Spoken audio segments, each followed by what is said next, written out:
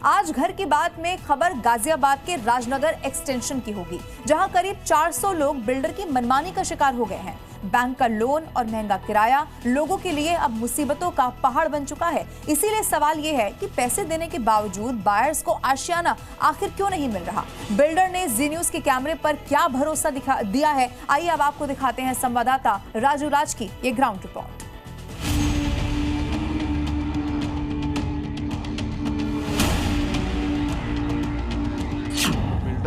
तो था ही कल्प्रेट, लेकिन बैंक उससे भी ज्यादा कल्प्रेट थे। 2013 में मैंने फ्लैट बुक किया था इस लालच में आगे कि नो EMI टिल पोजीशन। 1 घंटे के अंदर बैंक ने मेरे डॉक्यूमेंट साइन करने के बाद 1 घंटे के अंदर 19 लाख रुपए बैंक में ट्रांसफर कर दिए बिल्डर के। किसी ने बच्चों के सुनहरे भविष्य के लिए, किसी ने बुढ़ापे की सुरक्षा के लिए, तो किसी ने किराए के घर से छुटकारा पाने के लिए। गाजियाबाद के राजनगर एक्सटेंशन की इस रेड एप्पल रेजिडेंसी सोसाइटी में खून पसीने की जमा पूंजी लगाई, लेकिन किसे पता था कि इस सोसाइटी में अपने आशियाने का सपना टूटी हुई उम्मीद की तरह होगा और घर के लिए दर दर की ठोकरें खानी पड़ेगी। शिकायत लेकर लोग राज्यपाल तक पहुंच जाएंगे।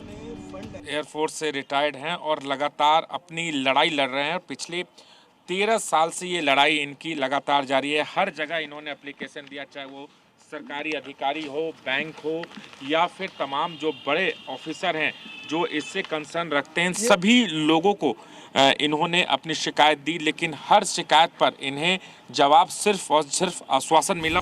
रेड एप्पल रेजिडेंसी सिर्फ एक प्रोजेक्ट नहीं, बल्कि सपनों की वो कहानी है जो अधूरी रह गई।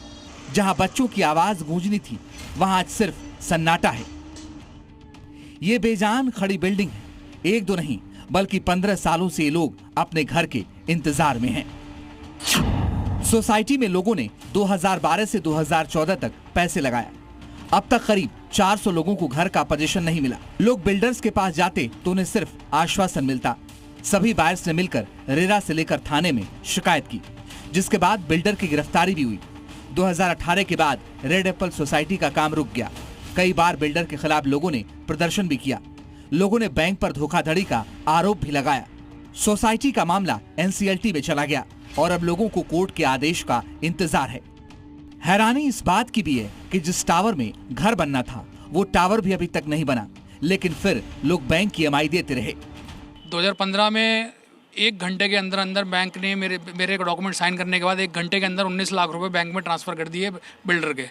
जो इसका मुझे पता नहीं लगा, जिसका मुझे बहुत बाद में जाके पता लगा कि बिल्डर को 1 घंटे के अंदर सारा पैसा मिल चुका है और उसके बाद से 1 साल के बाद से काम यहाँ पे बिल्कुल रुक गया। टावर ही नहीं बनाए और तब भी 19,77,000 बैंक ने डिस्पर्स कर दिया।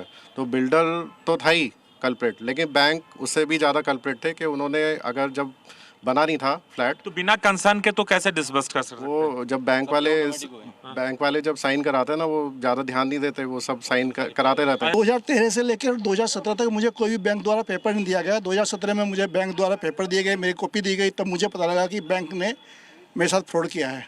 उसके बाद मैंने द्वारका 10 इनका हेडक्वार्टर है PNB का, वहाँ अप्रोच किया। 4 साल तक उन्होंने इस पर इन्वेस्टिगेशन की और बैंक ने मुझे लिख के दिया कि हमने अपने अधिकारियों के ऊपर, जो भ्रष्ट अधिकारी थे, एयरिंग ऑफिसर्स जो थे, उनके ऊपर हमने एक्शन ले लिया है। मिलिए लोकेश कुमार चौहान से। एयरफोर्स से रिटायर हैं। 2013 में फ्लैट बुक किया था, घर तो नहीं मिला, लेकिन ब्याज बढ़ता चला गया। टेंशन के चलते पत्नी का भी देहांत हो गया। मैं भी एयरफोर्स से रिटायर्ड हूँ। 2013 में मैंने फ्लैट बुक किया था इस लालच में आगे कि नो EMI टिल पोजीशन, यानी कि 10% दो और बाकी EMI बिल्डर पे करेगा जब तक आपका फ्लैट तैयार नहीं होगा। मेरा 18,80,000 रुपये SBI बैंक दिल्ली से लोन सैंक्शन हुआ। उन्होंने धीरे धीरे करके 3 बार में सारा लोन मेरा रिम्बर्स कर दिया। मैंने जब बिल्डर को बोला तो उसने 4-5 महीने मेरी EMI भी पे करी, लेकिन उसके बाद बोलता है कि हम कुछ नहीं कर पाएंगे, अब आप ही करो। जब मेरे ऊपर इंटरेस्ट ज़्यादा हो गया, वाइफ को पता चला कि 2021 में वाइफ भी इस टेंशन में एक्सपायर हो गई। लोगों के आरोपों पर हमने रेड एप्पल रेजिडेंसी के प्रमोटर्स प्रतीक जैन से बात भी की। बिल्डर ने जी न्यूज के कैमरे पर कबूला कि कुछ गलतियां हुई हैं, लेकिन साथ ही वादा किया कि 6 महीने के अंदर सभी बायर्स को उनके घर की चाबी सौंप दी जाएगी। ये सच्चाई है सर, गलतियां तो कुछ रही हैं। आज उसके बाद हम लोगों को सभी होम बायर्स ने EOW दिल्ली, आपका UP स्टेट, सभी जगह हम लोगों की FIR करी सर।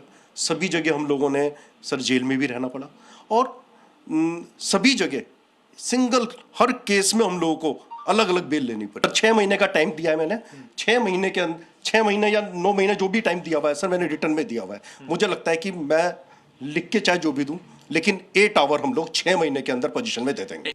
अब सबकी नजरें एनसीएलटी के फैसले पर टिकी हैं, क्योंकि इस सोसाइटी में पैसा लगाने वाले लोग सिर्फ एक चीज चाहते हैं, अपना घर, अपनी छत और थोड़ा सा सुकून।